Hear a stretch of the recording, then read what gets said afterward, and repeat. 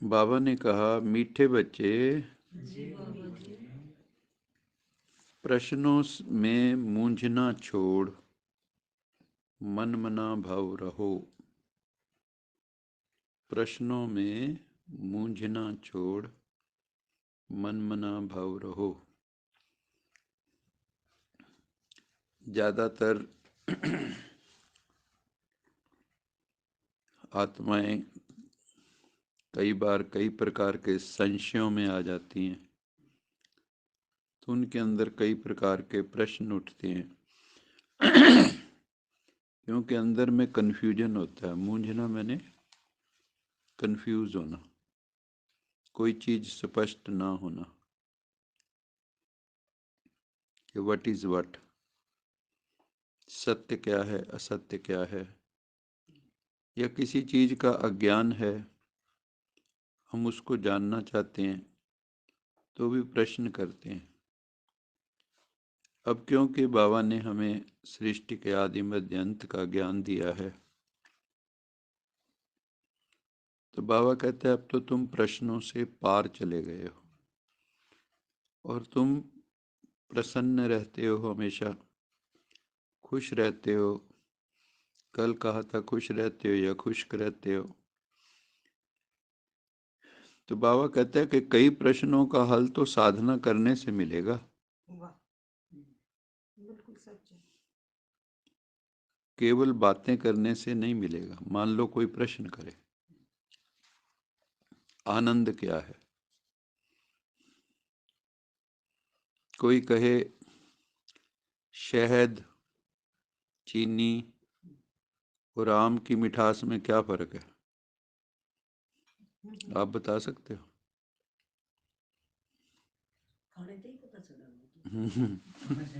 चीनी ज्यादा मीठी लगेगी, आम कम मीठा लगेगा। कुछ नहीं कह सकते। बहुत मीठा होता है। हाँ, नहीं, कम बत्ती तो होते हैं, अंतर का तो भी वो कैसे मीठा लगे, वो कैसा लगे लेकिन उनका। किसी को कैसे बताओगे उनका मीठा क्या हाँ, होता है? यही तो मैं कह रही, टेस्ट तो अलग मान अलग लो है। मीठा है, कड़वा है, खट्टा है, खारा है, किसी को कैसे, क्या आप वेद शास्त्र लिख सकते हो कोई? नहीं, यही तो कहोगे भी खा के देख लो। यही तो कहूंगी भी खाने से पता चलेगा, वो तो अगले वही दिन की बाबा कह टेस्ट रहे होगा हैं, ना, खाने से पता चलेगा। वही बाबा कह रहे हैं। बाबा कहते हैं कि कई प्रश्नों के उत्तर तो करने से मिलेंगे, केवल बातें बातें करने से या बुद्धि विलास करने से नहीं मिलेंगे। जब आप साधना में उतरोगे और अच्छे से तपस्या करोगे, मन को ठहराओगे, मन मना भाव मन को परमात्मा में लगा दोगे, तो कई प्रश्नों का हल तो बाबा ही कर देगा तुम्हारा। और जब तक साधना में नहीं जाओगे तब तक आप जो है उसका अनुभव नहीं कर सकते, आनंद का, खुशी का, प्रेम का, सच्चा सच्चा आनंद। कहते हैं ना, एक मिसाल देते हैं,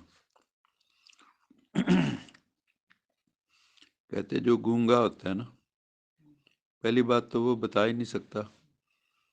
दूसरा कहते गूंगे की जो रमजें हैं, गूंगे की जो वार्तालाप कह लो, वो उसकी माँ और बहन समझ सकती।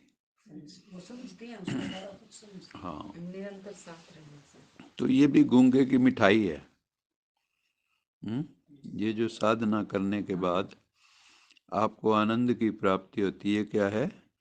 गूंगे ने जैसे मिठाई खा लिया, वर्णन भी नहीं कर सकता, भाई बहुत स्वाद है। तो बाबा कहते हैं बाप और वर्षे को याद करो, क्योंकि सबसे बड़ा काम अगर दुनिया में कोई है वो है सर्वोच्च से जुड़ना। बाकी देखो कई महात्मा हैं, धर्मात्मा हैं, अच्छी आत्माएं हैं, पुण्य आत्माएं हैं, लेकिन सर्वोच्च आत्मा तो एक ही है, सुप्रीम सोल तो एक ही है, परम तो एक ही है। जैसे सुप्रीम कोर्ट तो एक ही है, बाकी कोर्ट तो कितनी है, ऐसे परमात्मा सुप्रीम सोल है, वही हमारा क्रिएटर है, तो उसी से जुड़ना चाहिए। और जो उससे जुड़ जाते हैं, जो उससे कनेक्ट हो जाते हैं, इनकी कनेक्टिविटी वाईफाई कनेक्टिविटी उससे हो जाती है। कोई वायर तो है नहीं, कोई तार तो है नहीं, कोई रस्सी तो है नहीं जिससे जुड़ना है, तो वायरलेस कनेक्शन ही है ये भी परमात्मा के साथ भी।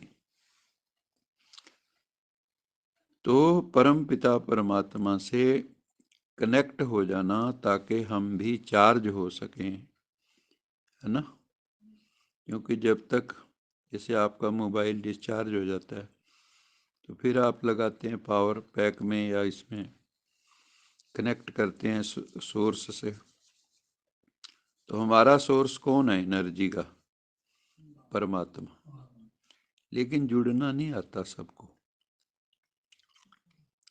सबको कनेक्ट करना नहीं आता। तो इसलिए कई बार कहते हैं भी हम तो इतना करते हैं, हमें तो कुछ दिखाई नहीं देता, कुछ अनुभव नहीं होता। लेकिन सुख शांति आनंद का अनुभव तो होता ही है। मन ठहर जाता है, रुक जाता है, ये तो होता है। शांत हो जाता है, आनंदित हो ये जाता जुड़ना भी नहीं आता, ये तो फिर भी होता है। है। कुछ दिखाई दे ना दे, लेकिन सुख शांति तो दिखाई देते हैं।